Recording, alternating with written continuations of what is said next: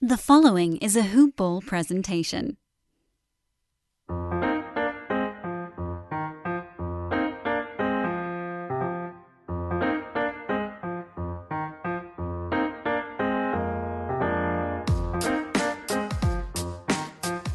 Hoop Ballers! Welcome back to Today in Sports Betting. This is Today in Sports Betting, a hoop ball presentation, hoop-ball.com. You can check it out on Twitter at hoopballfantasy, at hoopballtweets. And then I am at DALE007. I am Devin Ellington. And like I said, this is a hoop-ball.com presentation. All the fantasy basketball content you could probably ask for and a little more. You can check that out. Normally, I would do a MyBookie read right now, but because of COVID-19, we are pausing that transaction at the moment. So I've been trying to find a fundraiser that someone is working on in their local area, see if they would like to come on and talk about it. We can get some tweeting exposure about it and try to do some good for someone's community if there are some idea rumblings out there, or someone that has anything going as far as some good that can be done. Today's going to be fun because I am joined by a hoop ball contributor as well as an NFL media manager. But I don't want to do any disservice, so I will let him tell all about what he has going on in his past, current, and future endeavors. I'm excited. This is the first time we've done something together, and it's a cross podcast platform here. Brandon Marcus is going to be talking a little bit about some Clippers stuff. But without further ado, I am going to go ahead and let him speak and open up the curtain here. Brandon, thank you so much for joining me on this episode. I've been following your tweets for quite some time now, and the stuff you do for Hoop Ball is great. And I'm excited to actually hear a lot about this NFL stuff too. Devin, man, thanks for having me on. Much appreciated.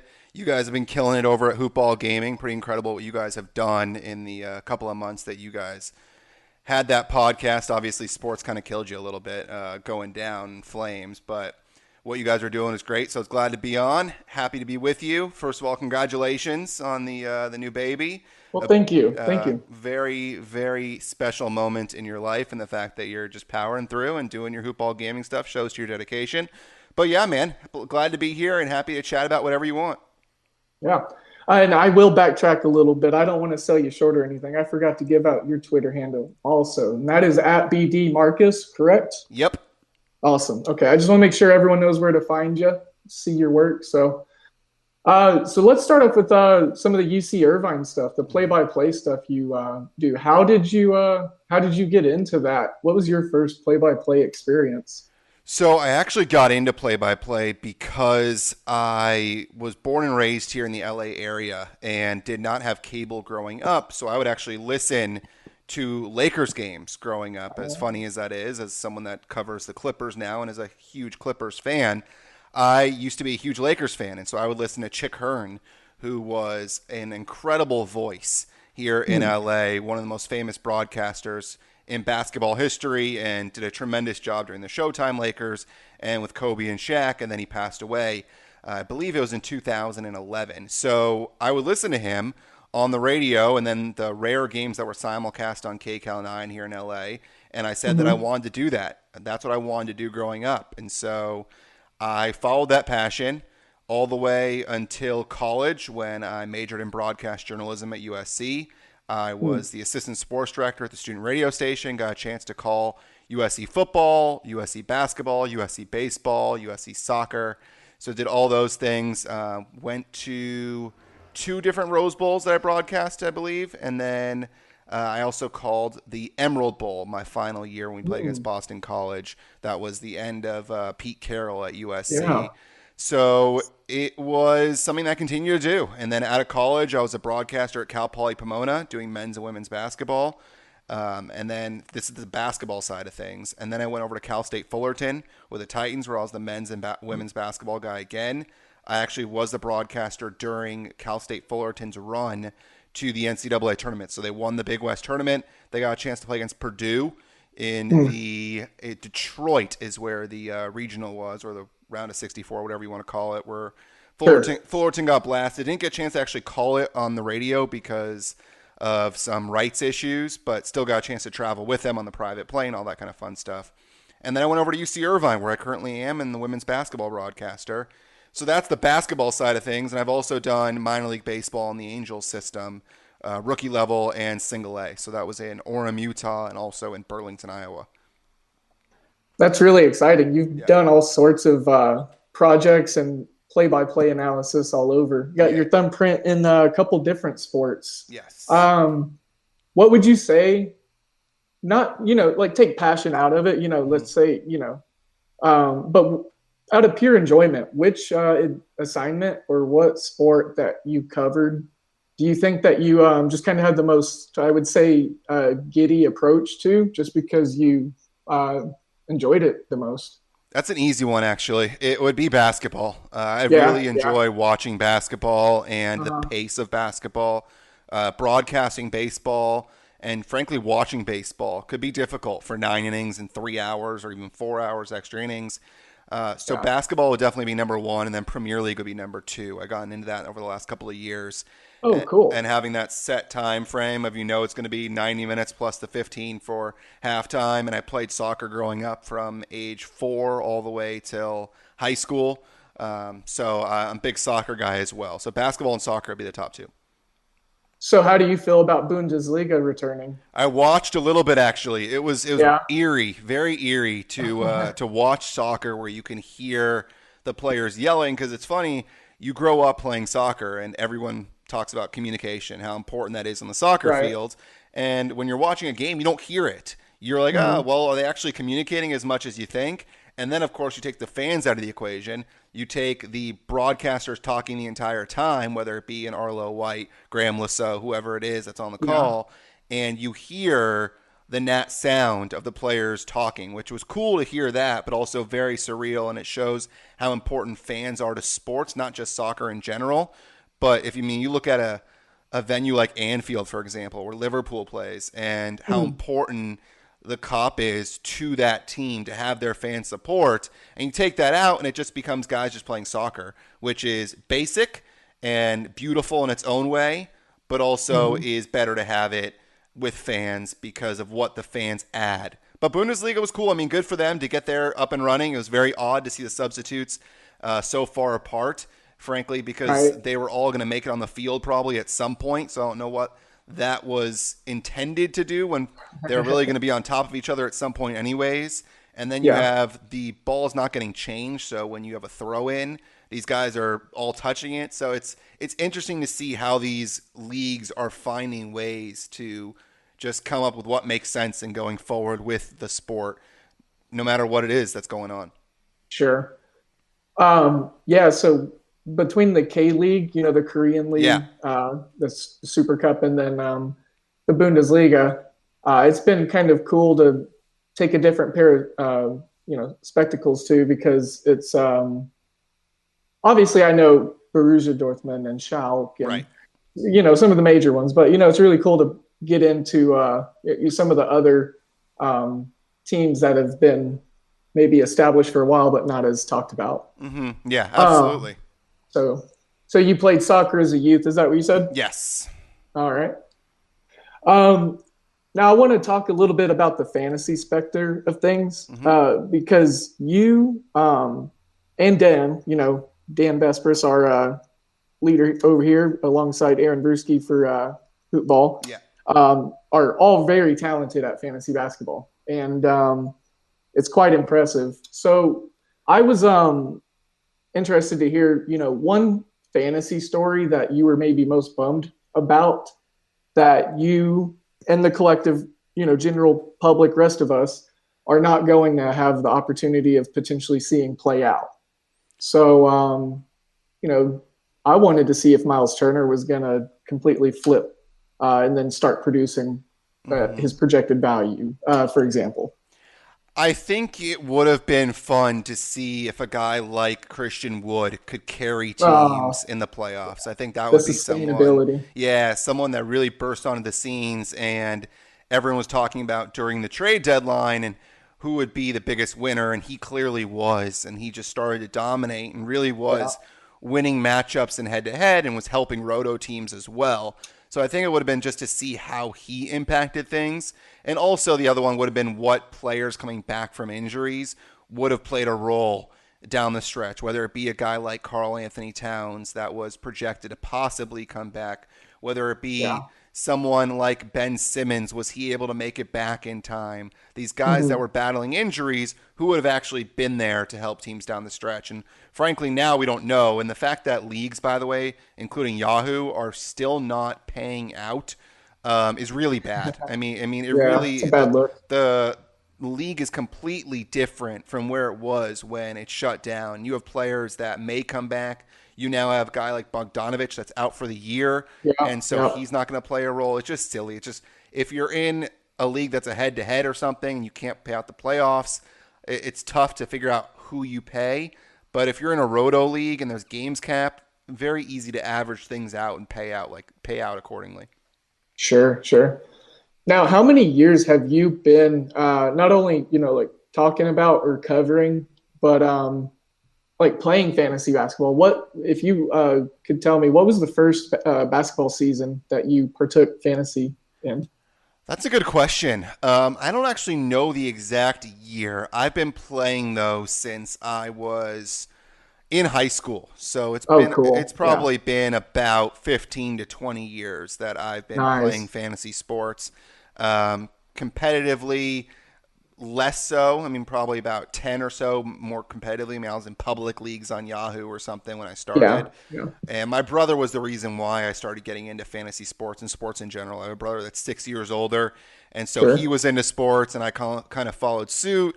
And I became big into fantasy basketball and fantasy baseball. Those are my top two. Oh, yeah. And then eventually fantasy football came into the fold. And I've actually done fantasy Premier League the last couple of years.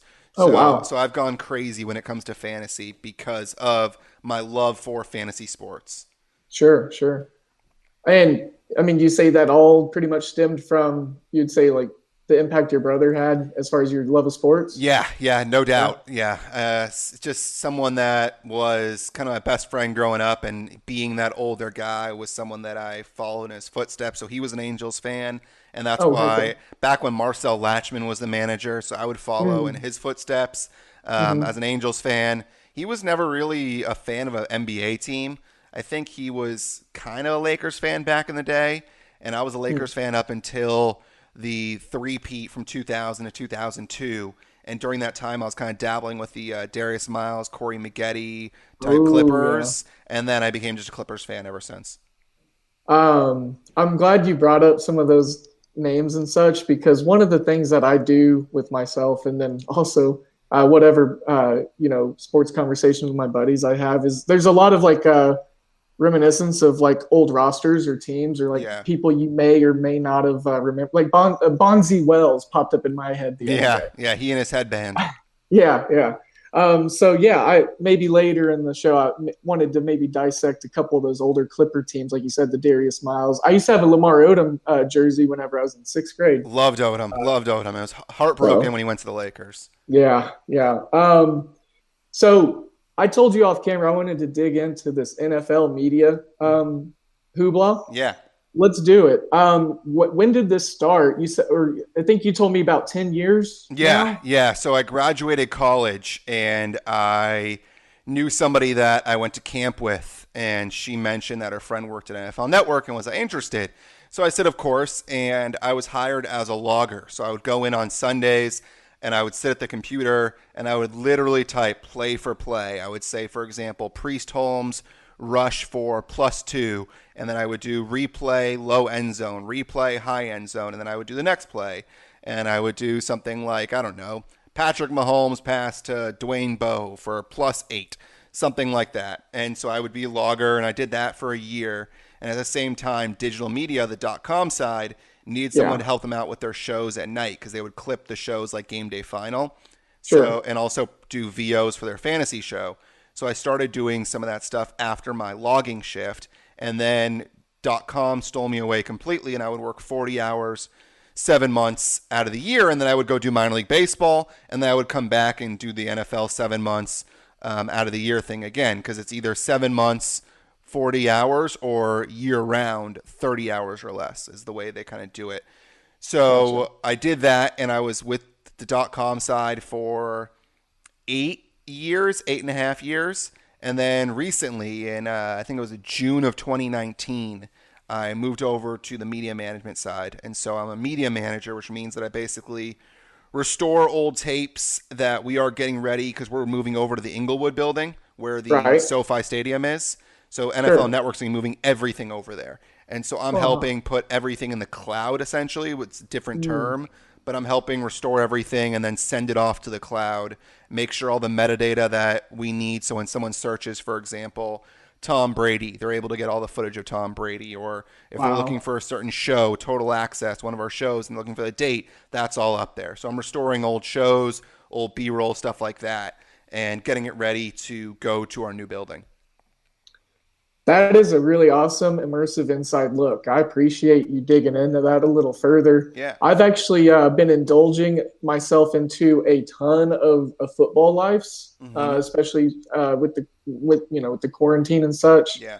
I think the favorite one I watched was the John Randall and Lynn Swan one, talking about and you being a USC guy, I'm sure you can appreciate, or maybe not, with his athletic director run. I don't know your stance on that. Oh Uh, God, yeah, yeah. It's been a messy but couple of years at uh, USC. Yeah, no, that was really awesome. It was really cool and yeah, insightful to see those two guys being such contrasting characters, but such close teammates.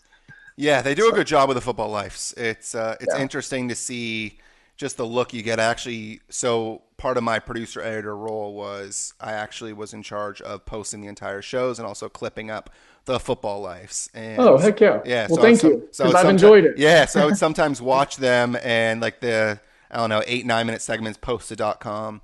They do a Yeah. really good job. It's very similar to the 30 for 30s that ESPN does. Hmm.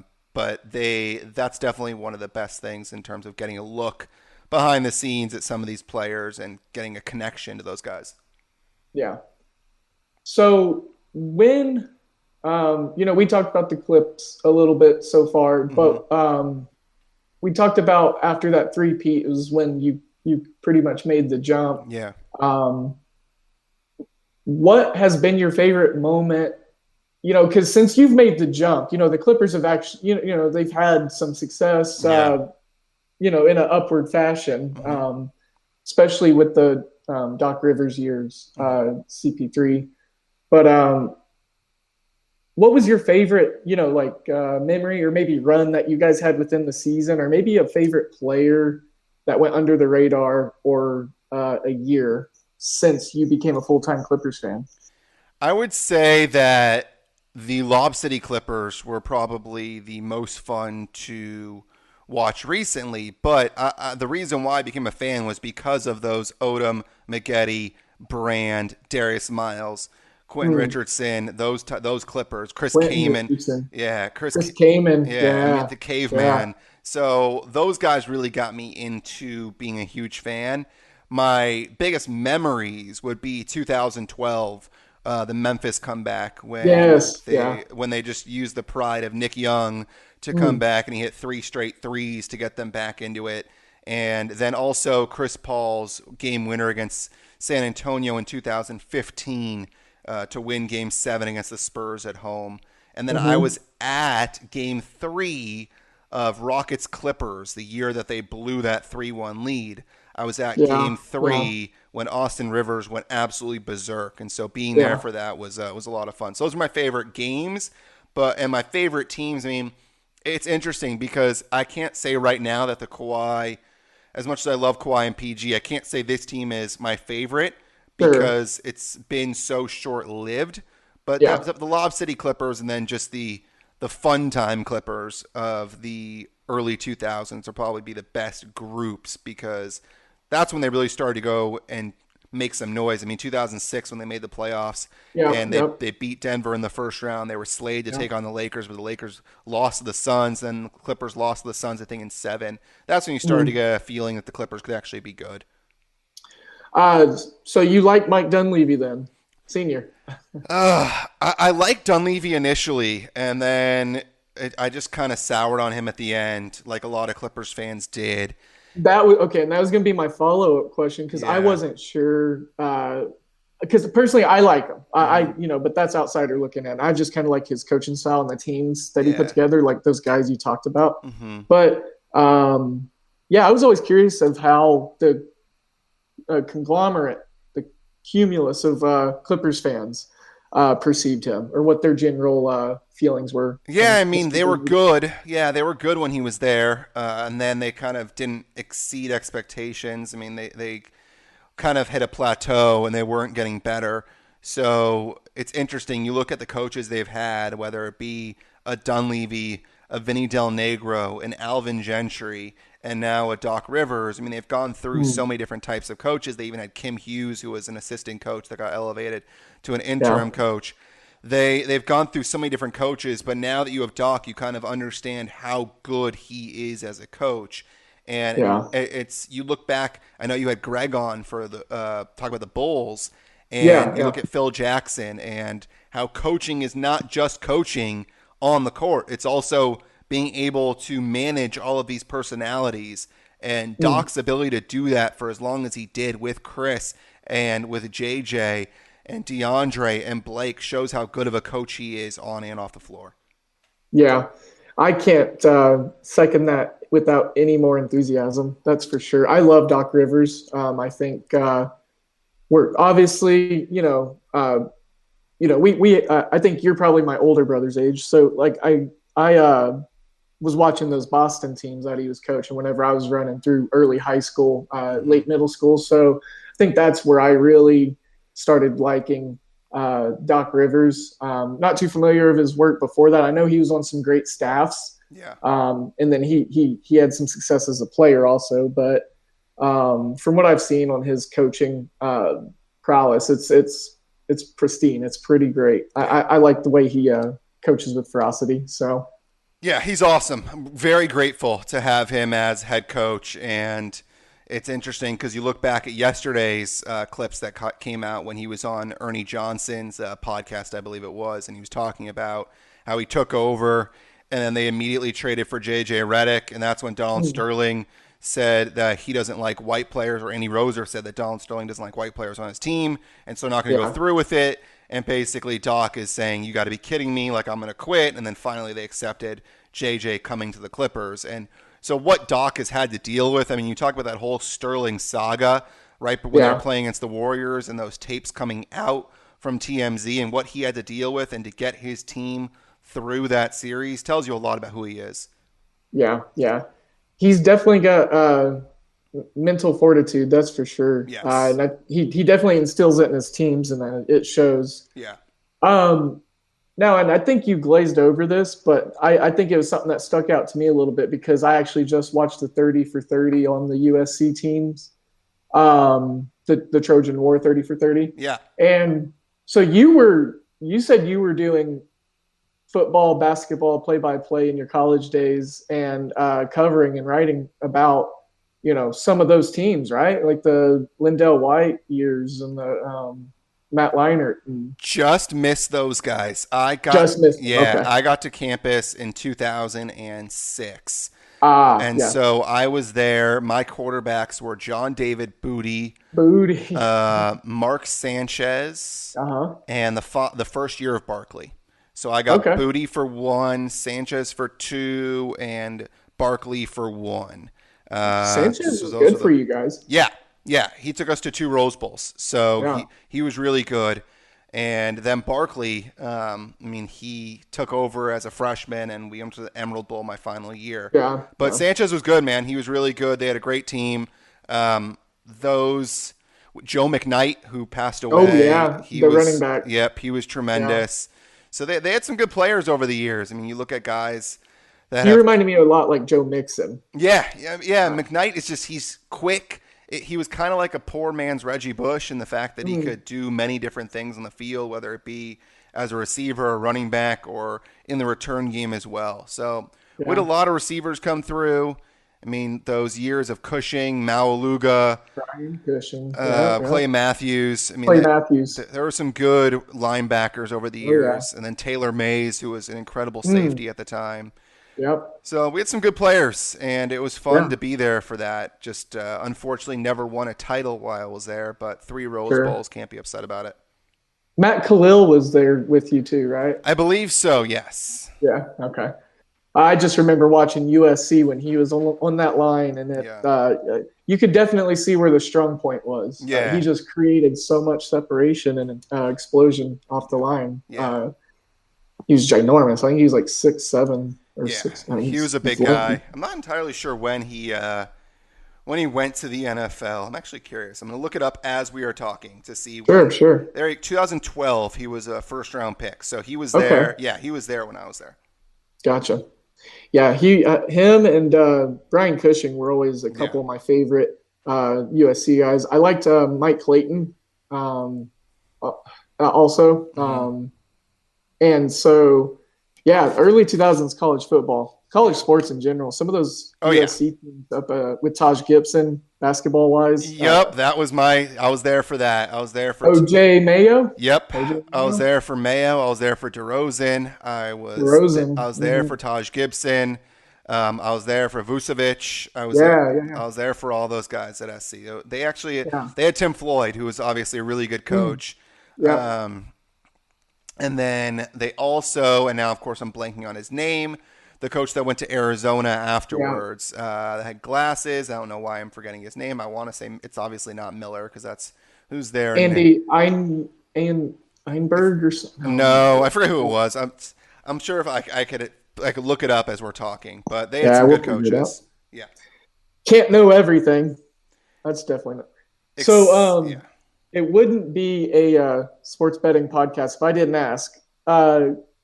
Do you partake in wagers? Like, do you ever get into that other than fantasy, or did you make any wagers this year? I enjoy my time at the sports book. Not legally allowed to bet as an NFL employee. So, when employed by NFL, not allowed to. But I follow the lines. Obviously play fantasy sports, and I do enjoy myself a sports book when I am in Vegas. Sure. Yeah, that's I didn't even think about that. That's a good point there. Kevin O'Neill's the coach, by the way, that I was thinking of. It was Kevin O'Neill. Tim Floyd from 05 to 09, and then Kevin O'Neill from 09 to 13. So those were my two coaches when I was there. They had an Elite 8 run in that time span, Sweet 16. Sweet 16. Okay. Yeah, that was, I believe, the year that they ended up losing to North Carolina, I believe it was, in the Sweet 16. Yeah. Same tournament, I believe, that BYU had Jimmer Fredette doing his thing. That makes sense. Man, I was so excited for this year's tournament. But that's old news. Water under the bridge. We don't need to be sappy now. Yeah, nothing we can do now. It's funny. This is the first year probably where I followed zero men's college basketball. I knew so little and could not name probably more than one or two players on any given team. Wow. Okay. Well, I mean, you were pretty enveloped in the women's broadcast. So, I mean, you were going all over and working with that. So, yeah, there's only so many sports you can follow. I mean, Premier League obviously is going from August all the way until May. So there's that every single weekend as well, and that's from 4:30 in the morning until about 11:30. So you got that, and then got time I got to spend with my now wife. So there's only so much time. That's a requirement. Sports. Exactly. I think that's in the contract or something. Yes, exactly. That is what I had to agree to when we exchanged vows. They snuck that in there. Yep. You cover a lot, like you said. As far as maybe something that you're looking forward to adding to your plate, or something that's already on your plate but needs a little more development, maybe an upcoming piece or a sneak preview of something that you are eyeing out as far as some data, media, just something you've got your eyes keen on right now that you're looking forward to digging into. It's a good question. I actually don't have an answer because I'm actually kind of at a crossroads trying to figure out Sure. if I want to continue with the broadcasting or if I want to go with the full-time route because NFL, obviously, as cool as it is, probably don't want to be a media manager for the rest of my life. So Uh-huh. trying to figure out where exactly I'd like to go. And I would like to stay in podcasting. I really enjoy doing it and talking. I mean, for the Hoopball Clippers podcast, getting a chance to talk to the likes of Brian Seaman, the TV voice, Noah Eagle, the son of Ian Eagle, who's the Mm. radio voice, Yeah. the guys who cover the teams, a guy like Jovan Buha, for example, Andrew Greif, getting a chance to talk to those guys is a blast. So I definitely want to try and continue doing the broadcast stuff in some way or another, and kind of we'll see where it takes. I mean, I don't know. I'd like to get involved in fantasy sports in some way. Obviously, there is the hoop ball thing that I'm involved in, but maybe even further, Sure. doing more with it. But yeah, I mean, I enjoy doing the hoop ball stuff with Dan. We had a show on Monday, that Set Your Lineup show, and then Yep. obviously the Hoop Ball Clippers podcast as well. So we'll see. Well, I hope all the best smooth wishes for you coming out of this weird transition that we're all about to make. Yeah. As someone that's always been very interested in broadcasting or just relaying or giving information to people in a sports arena, Hmm. since I've been kind of twiddling with the same kind of thing as far as where I come out of this on the other end of COVID-19 and my career trajectory and such. And I was thinking about this podcast broadcast thing, call it like a podcast, and maybe buy a radio station or something. I don't know. Just spitballing here. You never know. You never know. Big dreams, big opportunities. You never know. Sure. But I just gave my idea out to all of you guys so you can cash in on it. And before I now leave. it'll be stolen while you sit at home. Yeah. Hey, if I can do some good for someone, then that's all that matters. So, anyways, well, hey, Brandon, I talked about some of the stuff that you're going to be kind of looking forward to within the next, few months for you. We capped on some stuff that I was real excited to pick your brain about, some of those Clippers teams. And, again, I just want to make sure that the listeners do know where they can find you, and that is at BD Marcus on Twitter. Also, with hoop-ball.com, Hoopball Clips, at Hoopball Clips on Twitter, at Hoopball Fantasy. Like I said, you've kind of you're all over. I try to, man. I try to dabble in whatever I can. And between fantasy and Clippers, probably my two biggest loves when it comes to sports are those two things, the Los Angeles Clippers, and I get obsessed with fantasy sports, man. It's once you're in, you're in, and You it's got to be successful. I did fantasy Premier League for the first time 3 years ago. I really had not watched a Premier League game, and then all of a sudden now I can tell you pretty much entire starting 11 for all these different teams. So Yeah. it becomes a way where you get to learn a sport even more and get to know more about a sport because of fantasy. It makes you know guys who don't get mentioned that are lower tier players. For example, a guy like Christian Wood that the normal NBA fan base Yeah. wouldn't know. Yeah. Well, I'm going to have to, be resourceful for myself and dig and tap into your resourcefulness of the EPL, because once that season gets rolling and stuff and there's wagers to be made on it, I'm going to need some in detail nitty gritty as far as players, substitutions, total on corners that they possibly can kick, some offensive metrics, all that. Happy to So- come on, man. Once that Premier League season gets going, Yeah. I'd be happy to come on and chat Premier League. I'm We'll hoping, just do a EPL takeover. yeah, I'm hoping that they come back successfully. I think they tested about 500 people, and they came out today, and I think there were 6 positive tests from 3 different Yeah. teams. So it's really not much at all. So we'll see what Yeah. ends up happening as they get closer to actually starting. But they're now having their small workouts, a couple of players at a time. So slowly Yeah. but surely they're getting back into it.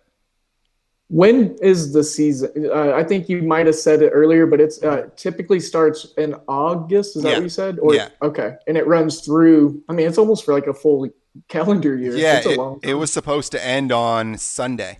Oh, wow. It was supposed to be the last day. that I believe. And then in between all that, there's obviously the Champions League and all the other Correct. stuff. Yeah, So correct. And Champions League final was supposed to be in a couple weeks. So yeah. between that and then obviously during the season they play the various cups, whether it be the Carabao Hmm. Cup, the League Cup, they have the Yeah. Champions League. There's so many different things that are going on throughout the season. And then they have the time away for the international friendlies and also the qualifying for the World Yeah. Cup. So there's lots of soccer no matter what. I mean, there could be a weekend where there may not be no Premier League, but the reason why there's no Premier League is because they're going and playing for their countries and doing stuff Yeah. like World Cup qualifying. Yeah, one of the cups I've always really, really loved was the CONCACAF. I just love the Central American teams for Hmm. some reason. That run that Chile had in the World Cup couple World Cups ago, that was fun. El Salvador and Colombia, they've always had a fun, quick team. Yeah, and then obviously there's Brazil down in South America. You don't have Yeah. to talk about them. Yeah, I grew up actually rooting for Argentina Did because, you? Yeah, yeah, yeah. my nanny growing up was from there. So the likes of Messi and then Maradona coaching Maradona. them, it was a team that I definitely followed. And I mean, between Suarez and Messi, they've always had a Yeah. pretty good team. I can watch Maradona footing and juggling highlights for many of hours Yeah, straight. that It's ridiculous. yeah. Now you can watch highlights of play or coaches stepping in front of him as he's starting to do drugs on the sideline. So Yeah, he's an interesting that cat. was also prevalent in his soccer career. Yeah, he's an interesting For those of cat. you who don't know, he was goofy. He Yeah, was the goofiest one. yeah. He was actually at an Argentina match recently within the last year, I think it was, and the Mm, camera showed him, and he looked like he was just partying, having a good time, like always. yeah. Just had his long hair and family and friends around him. The whole stadium kind of erupted when they showed him. It was awesome. Yeah, he's a nut Uh, job. yeah, he scored a lot of goals Yep. somehow. But well, hey, Brandon, I can't tell you how much I appreciate this. It was a really fun blast of a time, and like we were just talking about some soccer stuff. It'd be cool to have you back on to do that, but even more so, maybe some more basketball stuff. Talk about some NFL things. Once that all seems out, and everything might turn back to normal here soon, and then we'll have so much to talk about. Yeah, So, happy to come on whenever you need it, man. This is a fun time. It was great to finally actually meet you virtually as we do sure. this via Google Hangout, but it was fun doing it. Yeah, I can't thank you enough, and hope everything is going great out there in California. And hope you have a great rest of the week, listeners. Everybody, you guys take care. I'll see you on the next one, and don't forget to follow all of us at DALA77, at BD Marcus, at Hoopball Gaming, at Hoopball Fantasy, at Hoopball Clips, and then just go from there. You'll find a rabbit hole of all of us. So, bye, guys. Take care.